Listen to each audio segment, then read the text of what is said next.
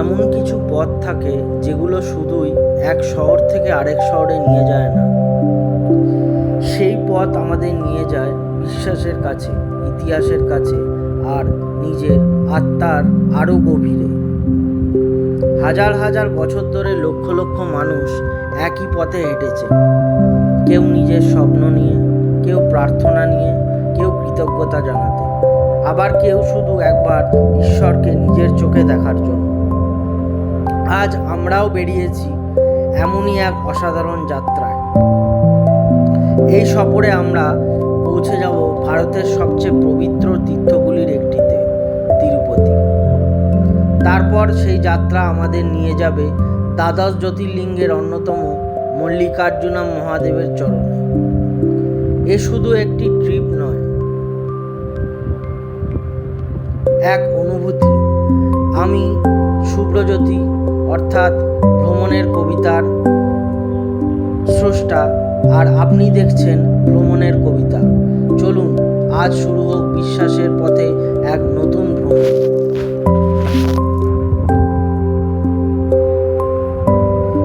প্রতিটি ভ্রমণের শুরুতেই থাকে এক অদ্ভুত উত্তেজনা, ব্যাগ গুছিয়ে নেওয়া, টিকিট হাতে পাওয়া, আর মনের ভেতর একটাই প্রশ্ন, কেমন হবে সামনের অপেক্ষা করে থাকা সেই পবিত্র স্থান।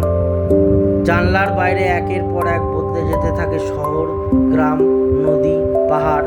আমাদের গন্তব্য যত কাছে আসে মনে হয় ততই যেন সমস্ত ব্যস্ততা ধীরে ধীরে দূরে সরে যাচ্ছে। ভ্রমণের সবচেয়ে সুন্দর দিক হলো এটা আমাদের শুধু নতুন জায়গা দেখায় না, নতুন করে ভাবতে শেখায়। প্রতিটি রাস্তা যেন নতুন গল্প লিখছে, প্রতিটি সূর্যোদয় যেন নতুন আশার কথা বলছে।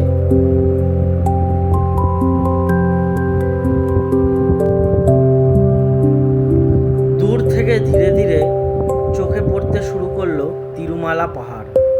সবুজে ঢাকা 7টি পাহাড়, যেন প্রকৃতি নিজেই ভগবানের জন্য তৈরি করেছে এক বিশাল সিংহাসন।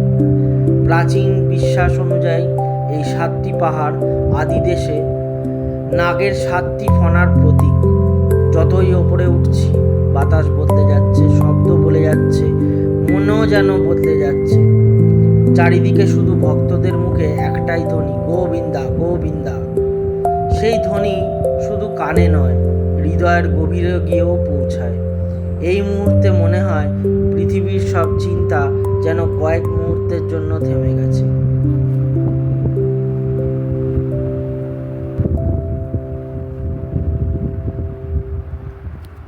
তিরুপতি শুধু একটি মন্দির নয়, এটি 1000 বছরের বেশি সময় ধরে মানুষের বিশ্বাসের কেন্দ্র।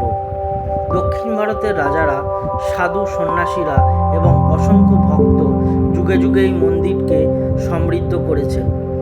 বিশ্বাস করা হয় কলিযুগের মানুষের কল্যাণের জন্য ভগবান বিষ্ণু শ্রী ভেঙ্কটেশ্বর রূপে এখানেই অধিষ্ঠান নিয়েছেন।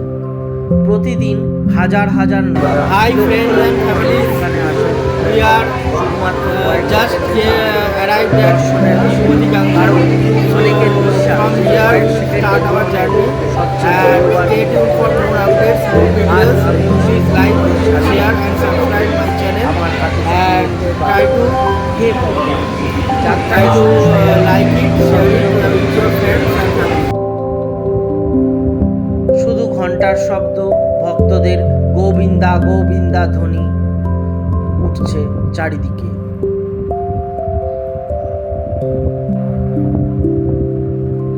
পরের অধ্যায় আমরা প্রবেশ করব তিরুপতি মন্দিরের ভেতরে, জানব ভগবান ভেঙ্কটেশ্বরের অলৌকিক কাহিনী, দর্শনের অনুভূতি, লাড্ডু প্রসাদের ইতিহাস এবং সেই মুহূর্ত যেটার জন্য হাজার হাজার মানুষ ঘন্টার পর ঘন্টা অপেক্ষা করে।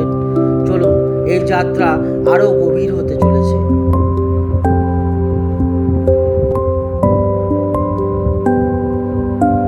দূর থেকে যখন প্রথমবার তিরুমালার পাহাড়গুলোকে চোখে পড়ল, তখন মনে হলো যেন প্রকৃতি নিজের হাতে ভগবানের জন্য এক বিশাল সিংহাসন তৈরি করেছে।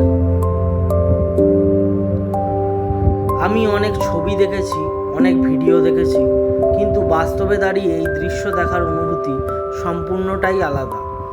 মনে হচ্ছিল যতই পাহাড়ের কাছাকাছি যাচ্ছি ততই জীবনের সব দুশ্চিন্তা যেন ধীরে পিছনে পড়ে যাচ্ছে। চারিদিকে শুধু একটাই ধ্বনি, গোবিন্দা গোবিন্দা। সেই ধ্বনি কানে নয় হৃদয়ে গিয়ে বাজছিল। আমিও তখন আরেকজন পর্যটক ছিলাম না, আমি হয়ে গেছিলাম একজন সাধারণ ভক্ত। একটি জনপ্রিয় কথা আছে, একসময় ঋষি ভৃগু পরীক্ষা করতে গিয়ে ভগবানের বিষ্ণুর বুকে পদাঘাত করেন, কিন্তু বিষ্ণু রাগ না করে তারই পাই ধরে জিজ্ঞাসা করেন, আপনার পায়ে ব্যথা লাগেনি তো? এই অসীম ধৈর্য ও করুণার কারণেই ভগবান বিষ্ণুকে মানুষের সবচেয়ে কাছের ঈশ্বর হিসাবে মানা হয়। পরে তিনি শ্রীনিবাস বা ভেঙ্কটেশ্বর রূপে তিরুমালায় অধিষ্ঠান করেন, যাতে কলিযুগের মানুষ তার আশ্রয় পেতে পারে। এই কাহিনীর ঐতিহাসিক প্রমাণ নেই, তবে বহু শতাব্দী ধরে ভক্তদের মধ্যে একটি গভীর শ্রদ্ধার সঙ্গে প্রচলিত দর্শনের সেই মুহূর্ত। তারপর এলো সেই মুহূর্ত, হাজার মানুষের ভিড়ের মধ্যে আমিও ধীরে ধীরে এগিয়ে যাচ্ছিলাম, হয়তো মাত্র কয়েক সেকেন্ড, কিন্তু সেই কয়েক সেকেন্ড যেন সময়কে থামিয়ে দিচ্ছিল। আমি কিছু চাইনি, কোনো বড় প্রার্থনাও করিনি, শুধু মনে মনে বলেছিলাম, হে প্রভু, আমাকে এমন শক্তি দাও যাতে জীবনের প্রতিটি কঠিন পথ সৎভাবে অতিক্রম করতে পারি। বাইরে বেরিয়ে বুঝতে পারলাম আমি আগের সেই মানুষটি নই।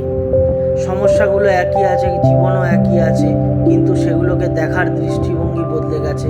মনে হচ্ছিল ভগবানের কাছে সব উত্তর চাওয়ার প্রয়োজন নেই, কখনো কখনো শুধু তার সামনে নীরবে দাঁড়িয়ে থাকাটাই সবচেয়ে বড় প্রাপ্তি। অনেক ভক্ত তাদের চুল ভগবানের উদ্দেশ্যে উৎসর্গ করেন এখানে। এটি সৌন্দর্য ত্যাগের প্রতীক নয়, বরং অহংকার, গর্ব, আত্মমর্যাদার আসক্তিকে ঈশ্বরের চরণে সমর্পণ করার এক প্রতীকী প্রকাশ। এই দৃশ্য দেখে মনে হয়েছিল ভক্তি কখনো কেবল আচার নয়, এটি আত্মসমর্পণের ভাষা। ভ্রমণ আমাদের নতুন জায়গা দেখায় ঠিকই, কিন্তু তীর্থযাত্রা আমাদের নিজের ভেতরটাকেও দেখায়। তিরুপতি আমাকে শুধু একটি মন্দিরের স্মৃতি দেয়নি, এটি আমাকে দিয়েছে বিশ্বাসের শক্তি কত গভীর হতে পারে, আর শান্তি কখনো বাইরে নয়, নিজের ভিতরেই খুঁজে নিতে হয়। হয়তো সেই কারণে কোটি কোটি মানুষ বারবার এখানে ফিরে আসেন, দর্শনের জন্য নয়, সেই অনুভূতিটাকে আবার একবার বাঁচার জন্য।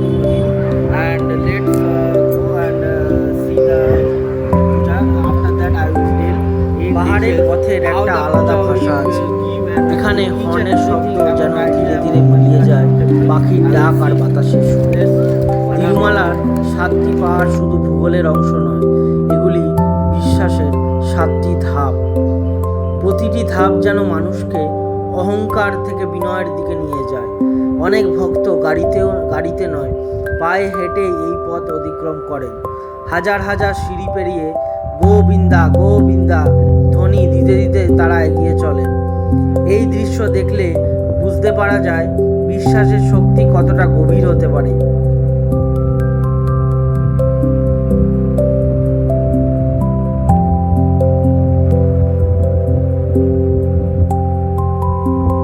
হিন্দু পুরাণে বলা হয়, এক সময় পৃথিবীতে অধর্ম বেড়ে গিয়েছিল, তখন ভগবান বিষ্ণু মানুষের কল্যাণের জন্য শ্রীনিবাস বা ভেঙ্কটেশ্বর রূপে এই তিরুমালা পর্বতে আবির্ভূত হন।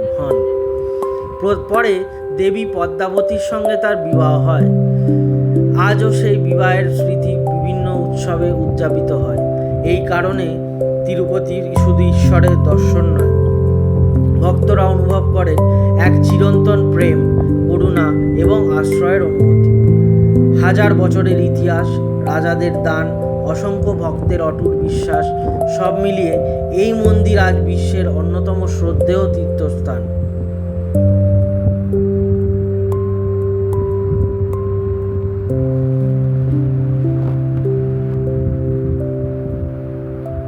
দর্শনের আগের অপেক্ষা, এটাই তিরুপতির এক বড় অভিজ্ঞতা।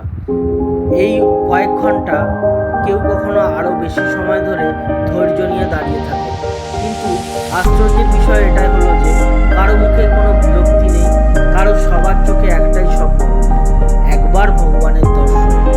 এই অপেক্ষার মধ্যে আমি দেখলাম বিভিন্ন ভাষার মানুষ, বিভিন্ন রাজ্যের মানুষ, বিভিন্ন বয়সের মানুষ, কিন্তু সবার হৃদয়ে এক। সেই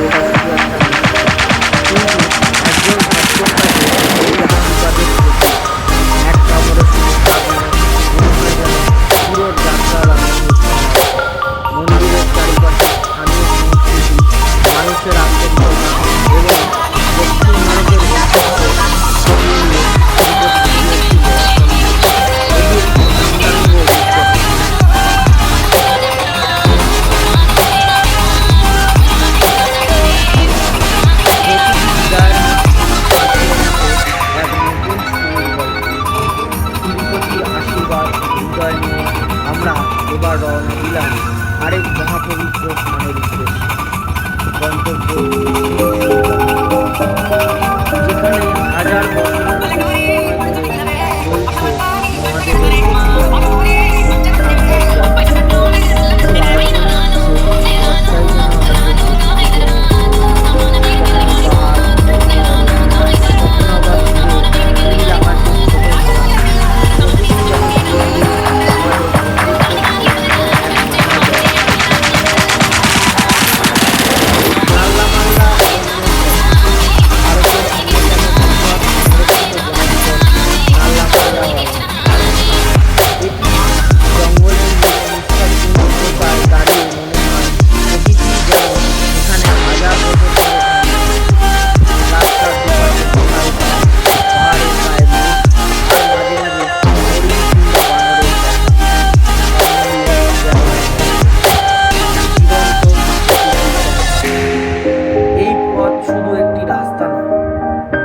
আত্মাকে শান্ত করার একটি অভিজ্ঞতা। কৃষ্ণা নদীর প্রথম দর্শনের মধ্য দিয়ে দূরে দেখা দিল কৃষ্ণা নদী, ভারতের অন্যতম পবিত্র নদী। শ্রীশৈলমের পাশ দিয়ে বয়ে চলা এই নদীতে ঘিরে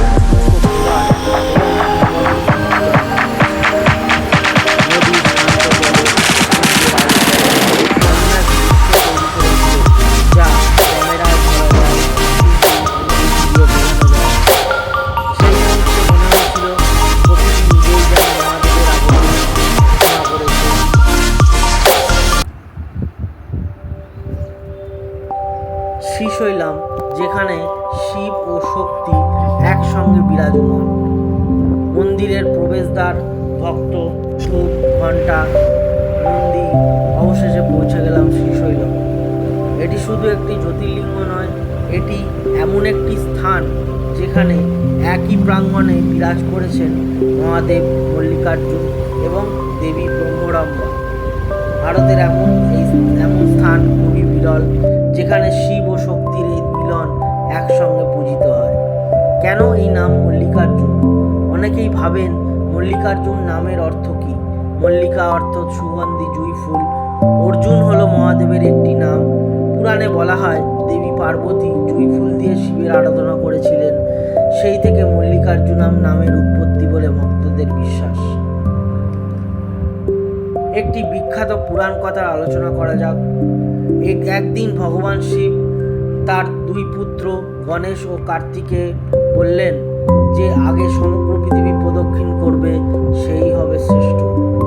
কার্তিক তার ময়ূরে চড়ে পৃথিবী প্রদক্ষিণে বেরিয়ে পড়লেন, কিন্তু গণেশ তার বাবা মাকে সমগ্র বিশ্বের সামনে মনে করে তাদের 3 বার প্রদক্ষিণ করলেন। শিব ও পার্বতী গণেশকেই বিজয়ী ঘোষণা করলেন, কিন্তু সিদ্ধান্তে অভিমান করে কার্তিক কৈলাস ছেড়ে দক্ষিণে চলে আসেন। ছেলের অভিমান ভাঙতে শিব ও পার্বতী তার পিছু পিছু এসে শ্রীশৈলম পর্বতে অবস্থান নেন। ভক্তদের বিশ্বাস সেই থেকেই মহাদেব এখানে মল্লিকার্জুন রূপে বিরাজ করছেন। আজও হাজার হাজার মানুষ এই কাহিনী স্মরণ করে এখানে প্রার্থনা করতে আসেন। আমার ব্যক্তিগত উপলব্ধি হিসাবে এটাই বলতে চাই যে মহাদেবের মন্দিরে ঢোকার আগের মুহূর্তে আমি চোখ বন্ধ করেছিলাম। চারিদিকে শুধু ঘণ্টার ধ্বনি, ধূপের গন্ধ আর ওম নমঃ শিবায় জপ। সেই মুহূর্তে মনে হলো জীবনের এত দৌড়ঝাঁপ, এত চিন্তা, এত ক্লান্তি সব যেন কোথাও হারিয়ে যাচ্ছে। আমি কোনো অলৌকিক ঘটনা দেখিনি, কিন্তু আমি এক অদ্ভুত শান্তি অনুভব করেছি। হয়তো সেটাই মহাদেবের সব থেকে বড় আশীর্বাদ। কিন্তু এই মন্দিরের ভেতরে এমন কিছু রহস্য, এমন কিছু ইতিহাস আর এমন কিছু অলৌকিক বিশ্বাস রয়েছে যা আজও কোটি কোটি মানুষকে বিস্মিত করে।